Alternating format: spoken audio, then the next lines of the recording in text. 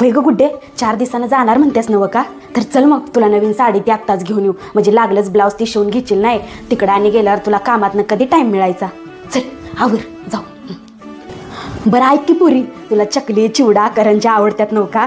मी बनवून ठेवते, जाताना घेऊन जा, म्हणजे तुला तिथे गेल्यावर खायला होईल. होय ग गुड्डे, असं वाटत होतं आत्ताच आल्यास का काय, लगेच निघालीस बी. कसं दिस जाते तर कळतच नाही अगं तू आल्यावर. बरं ऐक की पोरी, जावई बापूला फोन करून विचारतीस का की अजून 4 दिवस राहू काय म्हणून? आई राहा म्हणायला लागल्या, विचार की. नको आई, येईन नंतर. काय बाई, आता नंतर कवा यायचीस काय माहिती. होय ग, आज तुला काय खाऊ वाटायला लागले? पनीरची भाजी बनवू का मटण बनवू? तुला काय खाऊ वाटतंय ते सांग, आपण आज बनवूया ती. मटण बनवूया का? चालते, ह्यांना आणायला सांगते मी. होय ग गुड्डे, ही बघ ही साडी कशी दिसत्या, चांगली आहे का? अगं त्या पप्प्याच्या लग्नात नेसवल्या. तुला आवडली का? धर मग, घेऊन जा तुला.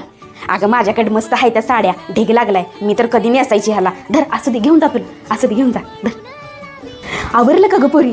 हे बघ, तू जायची म्हणून रानातनं भाजी तोडून आणली होती सगळी, ती ह्या पिशवीत घातल्या, आणि ह्याच्यात ज्वारी आहे, ह्याच्यात बाजरी आहे, आणि त्याच्यात तांदूळ आहे बघ. एवढं वज्ज कशाला दिले आई? अगं वज्ज कशा चाले, हिथनं जाताना तुझा बा आहे की आता संग, आणि तिथं स्टँडवर उतरली का नाही जावाय बापूला बोलवून घे मग. हां, आणि तुझी कपडे बिपडे घेतली ना सगळी, इसरशील बघ. नाही तर चार्जर ती घेतलास का? इथलंय सगळं, चल येते ग.